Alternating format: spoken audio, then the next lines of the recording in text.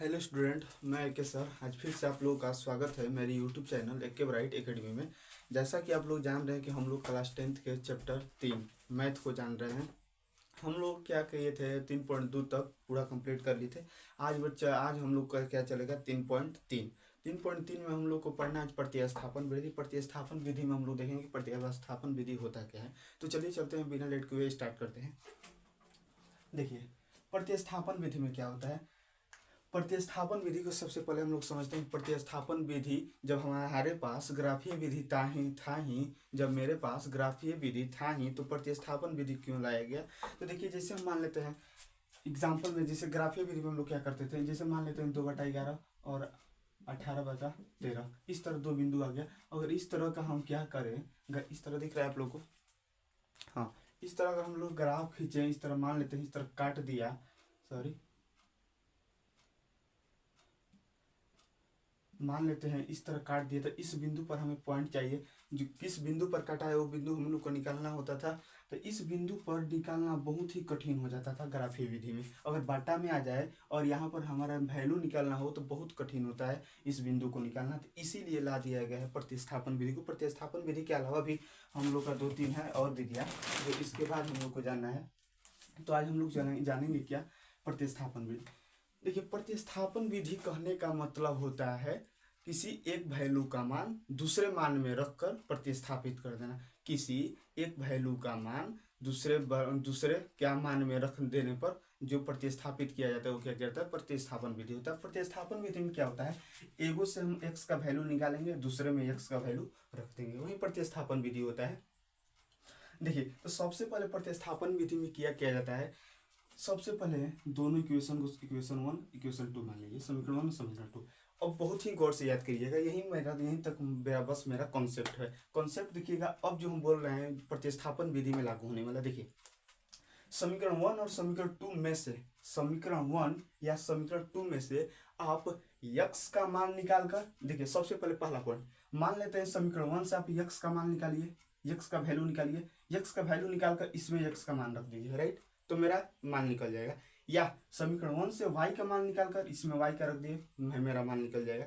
या आप लोग कर सकते हैं समीकरण 2 से भी निकाल सकते हैं यक्स का मान और वाई का मान। किसी भी समीकरण में से आप यक्स और वाई का मान निकालकर दूसरे समीकरण में रख सकते हैं। लेकिन बात यहाँ पर आता है कि थोड़ा सा हम लोग किस तरह का यक्स का मान निकाले या वाई का मान। तो देखिए, जिसका गुणांक कम होता है उसी का मान निकालिए। तो देखिए, इनमें से दोनों समीकरण में से किसका गुणांक कम है, सबसे गुणांक कम है मेरा यक्स का, क्योंकि यक्स का 1 है, यहाँ पर 2 है, यहाँ पर 7 है, यहाँ पर 15। जिसका गुणांक कम होता है उससे निकालने से हम लोग को कैलकुलेशन बहुत ही इजी हो जाता है। तो इसीलिए हम लोग कोशिश क्या करेंगे कि जिसका गुणांक कम है उसी को निकाला जाए, जिसका गुणांक कम है उसी को निकाला जाए, राइट। तो यहाँ पर समीकरण 2 में यक्स का गुणांक कम है तो यक्स का मान हम निकालेंगे, समीकरण 2 में रख देंगे, राइट। तो देखिए, सबसे पहले हम समीकरण 2 से हल करते हैं। समीकरण 2 से क्या है मेरा, यक्स प्लस 2y बराबर 3। तो यक्स का मान यहाँ से निकालिए, 3 माइनस 2y हो जाएगा, क्योंकि ये प्लस इधर जाएगा तो माइनस, समीकरण 3 मान लीजिए। अब हम क्या किए, जब यक्स का मान निकल गया तो यही ये तीसरा का मान रख दीजिए समीकरण 1 में, राइट। तो बोल देंगे समीकरण 3 से यक्स का मान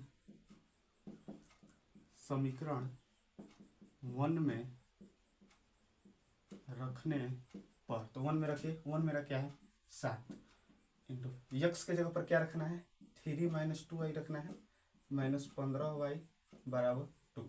और आप लोग अपनी सुविधा के लिए ये करना चाहते हैं तो सबसे पहले समीकरण ये लिख लीजिए, समीकरण 1 लिख लीजिए, समीकरण 1 क्या है 7x माइनस 15y बराबर 2।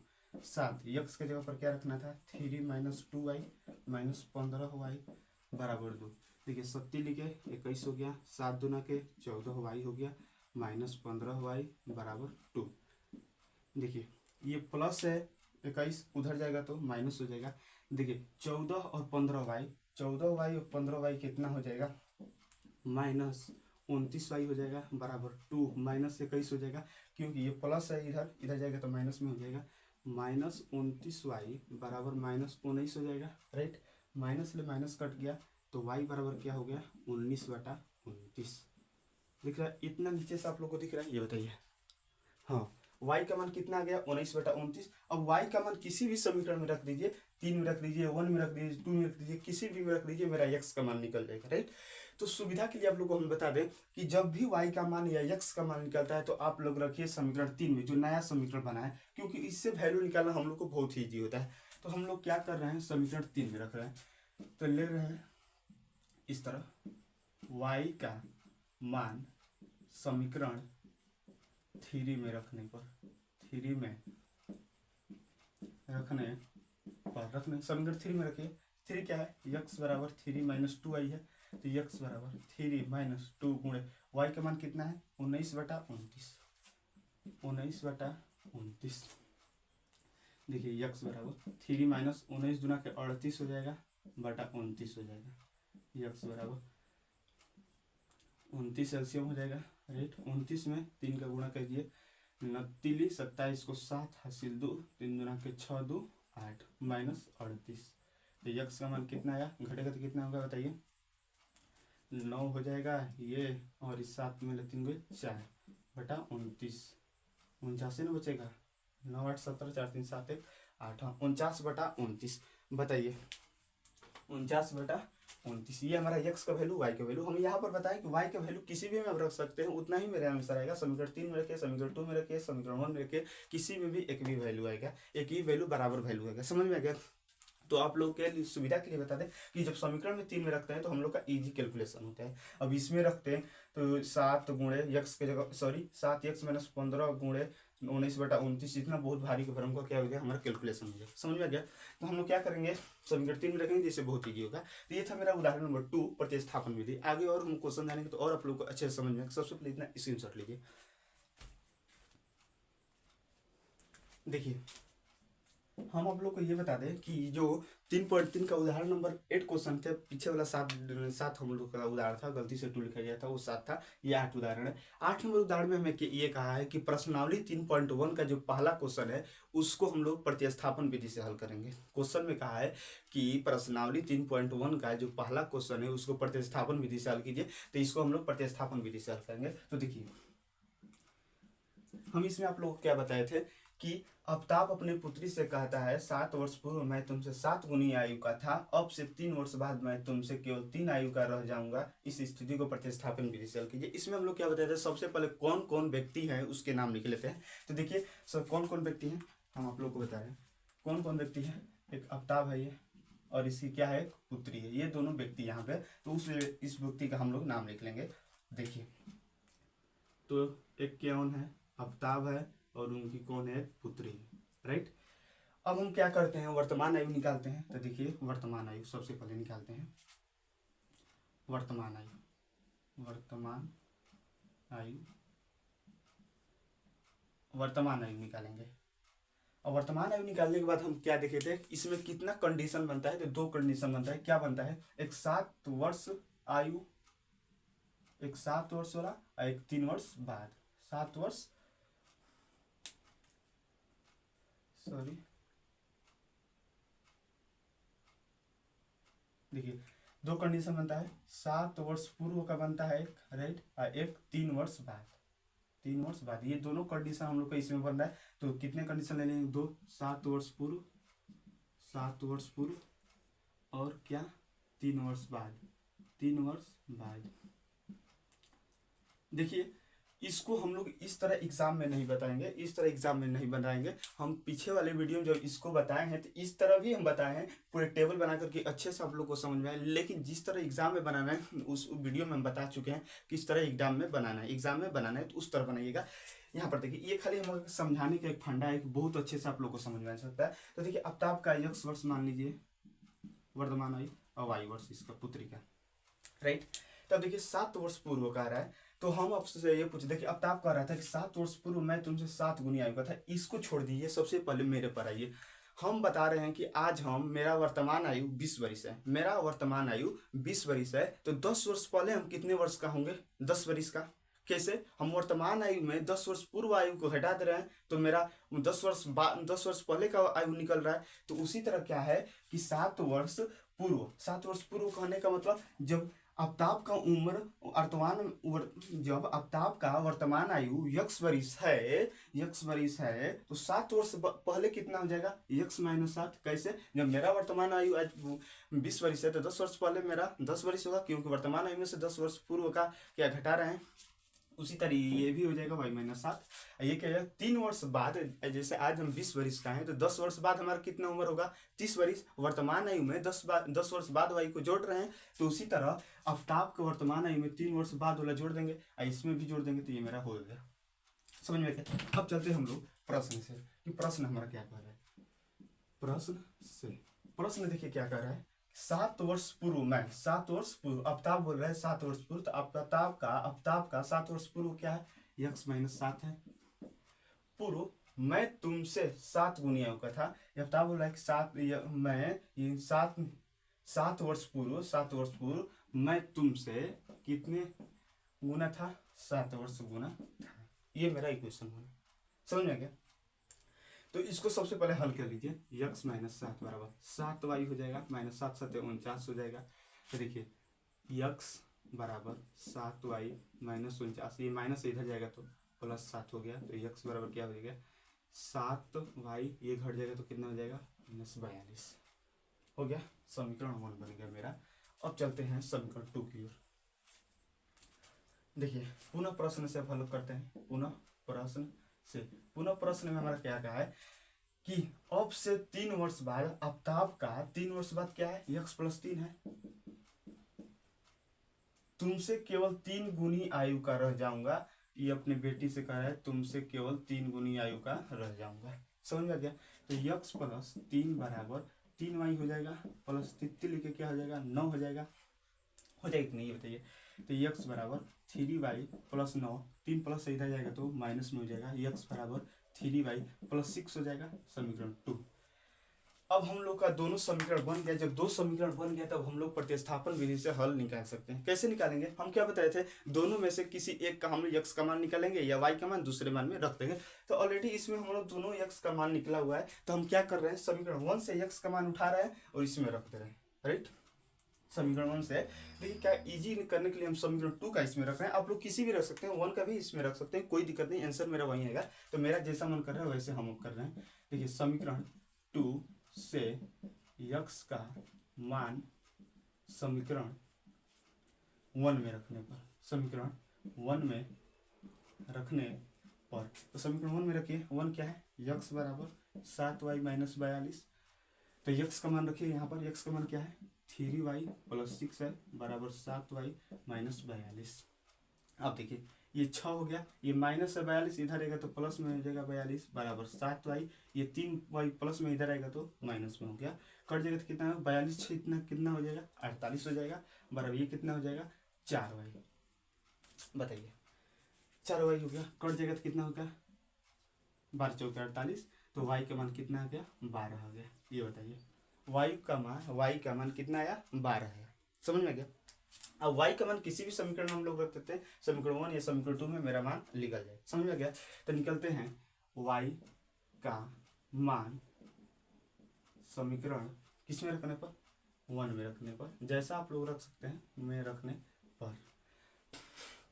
राइट, रख दे रहे हैं। देखिए 1 क्या है हमारा x बराबर 7y - 42, तो x बराबर 7, y का मान कितना है 12 - 42, x बराबर 12 7 कितना है 7 2 14 7 काट हो जाएगा -42, कितना हो जाएगा 42 हो जाएगा। x का मान कितना हो जाएगा 42 हो जाएगा। 2 हो गया 4, तो इतना मेरा हुआ x का वैल्यू और y का वैल्यू निकल चुका। समझ में गया। तो सबसे पहले आप लोग इतने का स्क्रीनशॉट लीजिए। देखिए हो गया। इसमें हम क्या माने थे, यक्स किसको माने थे, यक्स माने थे आफ्ताब का वर्तमान आयु माने थे। तो आफ्ताब का वर्तमान आयु कितना होगा 42 वर्ष, और पुत्री किसको माने थे, वाई को पुत्री माने थे, तो वाई का वर्तमान आयु कितना हो जाएगा 12 हो जाएगा। ये बताना चाहते, सही समझ में गया। तो हम चलते हैं अगले उदाहरण नंबर की ओर। तो ये देखिए हम लोग का जो ये है उदाहरण नंबर कौन सा है 9 है। उदाहरण नंबर 9 में हमें कह रहा है क्या, उदाहरण नंबर 9 भी हम लोग कर चुके हैं 3.1 में ही। क्या पूछा था, 2 पेंसिल और 3 रबड़ का मूल्य 9 रुपया है और 4 पेंसिल 3 रबड़ों का मूल्य 18 रुपया है, तो पेंसिल और रबड़ का संख्या ज्ञात कीजिए। इसमें हम आप लोग को बताए क्या थे, यह बताए थे कि कभी भी कोई भी चीज हमें कोई दिया हो मूल्य वाला या कोई भी चीज हमें निकालना है, देखिए क्या पूछा है, पेंसिल और रबड़, जो ज्ञात करना होता है उसको x और y मान लेते हैं, जो ज्ञात करना होता है क्या x y और y मान लेते हैं। तो पेंसिल और रबड़ का मूल्य पूछा है तो हम दोनों को मान लेते हैं, किसी को x किसी को y। तो हम क्या कर रहे हैं, इस तरह मान रहे हैं, माना एक पेंसिल का मूल्य x रुपया है तथा एक रबड़ की मूल्य कितना रुपया है, y रुपया है। तो चलते हैं हम लोग प्रश्न से। प्रश्न हमारा क्या कर रहा है, प्रश्न क्या कर रहा है, 2 पेंसिल और 3 रबड़ का मूल्य 9 रुपया है। 2 पेंसिल, एगो पेंसिल x रुपया का मिलेगा तो 2 गो पेंसिल 2x का मिलेगा और 3 गो रबड़ का मूल्य 9 रुपया है। तो एक रबड़ y रुपया में मिल रहा है तो 3 गो रबड़ 3y में, दोनों को मिलाकर कितना रुपया मिल रहा है, 9 रुपया में। समीकरण 1 मेरा बना। दिक्कत पुनः प्रश्न से चलेंगे। पुनः प्रश्न में हमारा क्या कहा है, पुनः प्रश्न में देखिए, और 4 पेंसिल और 6 रबड़ का मूल्य 18 रुपया। एक पेंसिल x रुपया में मिल रहा है तो 4 गो पेंसिल कितने रुपया में मिलेगा, 4x में मिलेगा। और उसी तरह 6 रबड़, मतलब एक रबड़ y रुपया में मिल रहा है तो 6 गो रबड़ 6y में मिलेगा रुपया में, और दोनों को मिलाकर कितना रुपया लग रहा है, 18 रुपया। ये मेरा समीकरण 2 बन गया। बताइए कुछ दिक्कत हुआ। अब हम लोग क्या, समीकरण 1 समीकरण 2 मिल गया, इसको प्रतिस्थापन विधि से हल करना है, ही हल करना है। तो अब ध्यान दीजिए, समीकरण 1 और समीकरण 2 निकल गया। हम आप लोग क्या बताते हैं, दोनों में से x का वैल्यू निकालेंगे या y का वैल्यू। हम निकाल रहे हैं जेन्युइन जो निकालते हैं x का वैल्यू ही निकालते हैं, थोड़ा अच्छा लगता है। और x का वैल्यू में भी किसका निकालते हैं, जिसका गुणांक कम होता है उसी का। दोनों में से ये बताइए गुणांक किसका कम है, इसका गुणांक कम है, राइट, क्योंकि इसके गुणांक में 2 है, इसके गुणांक में 4, तो जिसका गुणांक कम होगा उसका हम लोग x का वैल्यू निकालेंगे। अब कि कोई जरूरी नहीं है कि जिसका गुणांक कम होता है उसी को हम लोग निकालते हैं, नहीं, ऐसा नहीं होता है। लेकिन अपने कैलकुलेशन को क्या करने के लिए, थोड़ा ये करने के लिए, फास्ट करने के लिए हम लोग करते हैं जिसका गुणांक कम होता है। तो इसी में से हम x का वैल्यू निकाल रहे हैं, इसमें x का वैल्यू रख देंगे, मेरा आंसर आएगा। देखिए लिख दे रहे हैं क्या, समीकरण 1 से लिख रहे हैं, समीकरण 1 से। समीकरण 1 में मेरा क्या है, 2x प्लस 3y बराबर 9। तो x का वैल्यू यहाँ से निकालिए, 2x बराबर 9 माइनस 3y हो जाएगा, प्लस इधर माइनस, x का वैल्यू कितना हो जाएगा, 9 माइनस 3y बटे 2 हो जाएगा, गुणा तो भाग में। ये समीकरण 3 मेरा हो गया। अब समीकरण 3 का मान हम लोग समीकरण 2 में रख देंगे, समीकरण 3 का मान समीकरण 2 में रख देंगे। तो देखिए क्या कर रहे हैं, समीकरण 3 से x का मान समीकरण 2 में रखने पर समीकरण 2 में रखिए। समीकरण 2 क्या है, 4x प्लस 6y बराबर 18। तो देखिए 4 इंटू x के जगह पर क्या रखना है, 9 माइनस 3y बटे 2 हो गया, प्लस 6y बराबर 18। अब देखिए गुणा कीजिए, इस तरह भी कर सकते हैं, यहाँ से कटा सकते हैं, 2 दूना के 4, 9 दूना कितना हो जाएगा, 18 माइनस 2 तिहाई। सबसे पहले देखिए आप लोग एकदम थोड़ा स्लो पढ़ रहे हैं, इतना हमारा बचा, प्लस 6y बराबर 18। 9 दूना के 18 हो जाएगा, माइनस 3 दूना के 6y हो जाएगा, प्लस 6y हो गया बराबर 18, कट गया, 18 बराबर 18, 18 बराबर 18। अरे ये किसका, ना x का वैल्यू नहीं निकला ना y का वैल्यू, 18 बराबर 18 है। 18 बराबर 18 हमें क्या बताना चाहता है, 18 बराबर 18 ये बताना चाहता है कि ये लाइन, इस लाइन के क्या है, ठीक ऊपर है। ये लाइन ठीक, मतलब 18 और 18 एक दूसरे के ऊपर है। और जब एक दूसरे के ऊपर होता है तो कैसे रेखा बनती है, संपाती रेखा बनती है। कैसे रेखा बनती है, संपाती। और संपाती बनती है तो कैसा हल होता है, अनेक हल होता है। तो इसका हल क्या निकलने वाला है, अनेक हल निकलेगा। क्या निकलेगा, अनेक हल निकलेगा। समझ में गया। 18 बराबर 18 हमें ये बताना चाहता है कि एक दूसरे के रेखा, ये दोनों, देखिए यहां से आप लोग निकालिए, देखिए जब यहां से 2 कॉमन लीजिएगा तो क्या हो जाएगा, 2x। तो लाइट प्रॉब्लम हो गया था। देखिए 18 बराबर 18 क्या मतलब बता रहा है कि एक दूसरे के संपात, एक दूसरे के पर। देखिए x का जब वैल्यू निकाले तो हमें y का वैल्यू चाहिए होता है, y का वैल्यू निकलता है जब x का मान निकलते हैं, रखते हैं तो y का मान निकलता है। यहाँ पर y का मान अनंत हो सकता है, y का मान अनेक हो सकता है।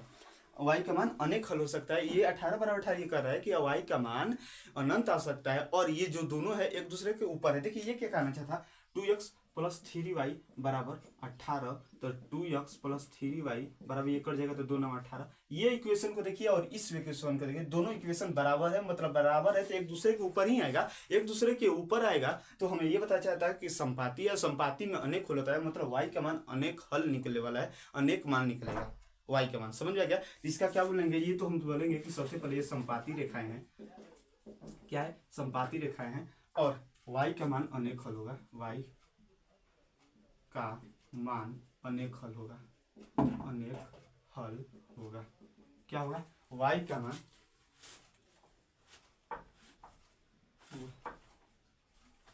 क्या होगा, y का मान बहुत ही अधिक आएगा, अनेक हल होगा। समझ आ गया? ये संपाती है, संपाती हम लोग जानते हैं अनेक हल होता है, तो y का मान अनेक हल निकलने वाला है। समझ में आ गया? तो ये था मेरा क्वेश्चन। इस क्वेश्चन में हमको ये समझाना चाहता है, ये क्वेश्चन हमको ये समझाना चाहता था कि ये दोनों जो आएगा इक्वेशन, y का मान अनंत आएगा और दोनों जो समीकरण बनेगा एक दूसरे के ऊपर आएगा, मतलब संपाती आएगी।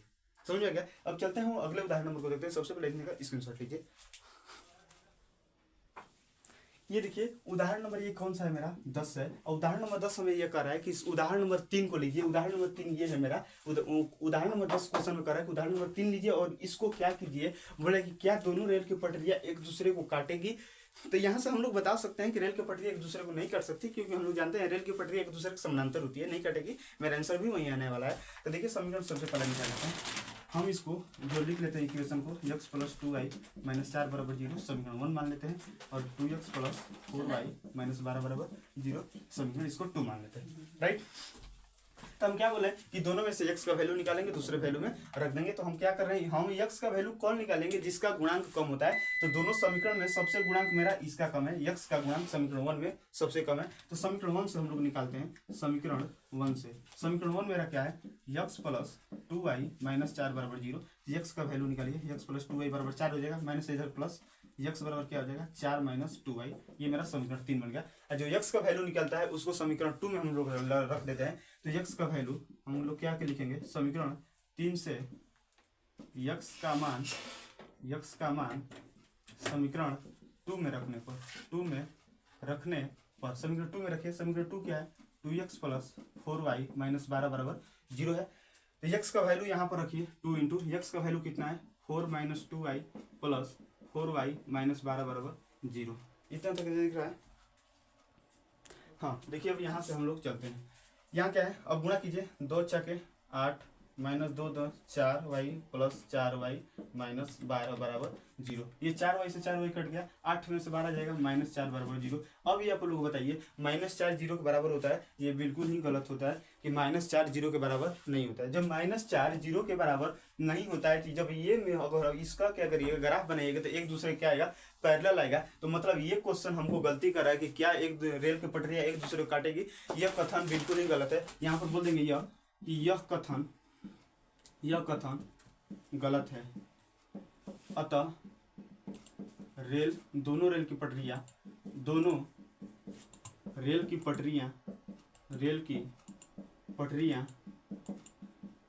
एक दूसरे को कभी नहीं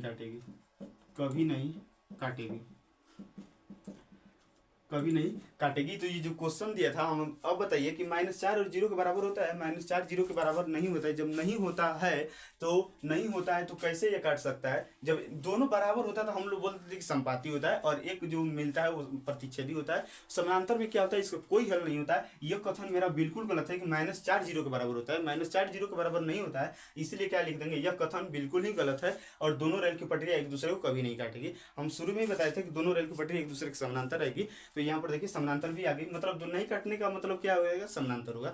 तो दोनों रेल की पटरियां एक दूसरे को नहीं काटेगी, क्योंकि ये हल जो मेरा है संभव नहीं है। तो रेल की पटरियां एक दूसरे को नहीं प्रतिच्छेद करेगी। समझ में गया? तो ये था हम लोग को उदाहरण नंबर 10। पूरा उदाहरण हम लोग को कंप्लीट होगा और अगले वाले वीडियो में हम लोग चलेंगे प्रश्नावली की तरफ। तो आप लोग अपने से भी कर सकते हैं 3.3 का प्रतिस्थापन विधि से हल। तो हम लोग क्या करेंगे, अगले वाले वीडियो में 3.3 के क्वेश्चन को जानेंगे, प्रतिस्थापन विधि से ही हल करना है। तो चलिए चलते हैं, हम लोग अगले वाले वीडियो मिलेंगे। अगर आप लोगों को अच्छा लगा होगा तो क्या कीजिएगा, एक लाइक कमेंट शेयर और सब्सक्राइब कीजिएगा। और ये थोड़ा सा इसमें थोड़ा भी आप लोगों को डाउट होगा तो कमेंट बॉक्स में जाकर कमेंट कीजिएगा कि यहाँ पर प्रॉब्लम है, उसका रिप्लाई जरूर दूंगा। और तो चलिए चलते हैं, हम लोग क्या करते हैं अगले वाले वीडियो में। एक प्यारा सा लाइक कमेंट शेयर सब्सक्राइब कीजिएगा, क्योंकि आपके एक कमेंट से क्या मिलता है, एक अंदर से मोटिवेशनल लगता है, और मोटिवेशनल से ये मिलता है कि आप लोग को एक अलग से क्या दिया जाए, क्वालिटी दिया जाए। तो हम लोग मिलेंगे अगले वाले वीडियो में 3.3 के साथ। तो चलिए वीडियो देखने के लिए दिल से थैंक यू।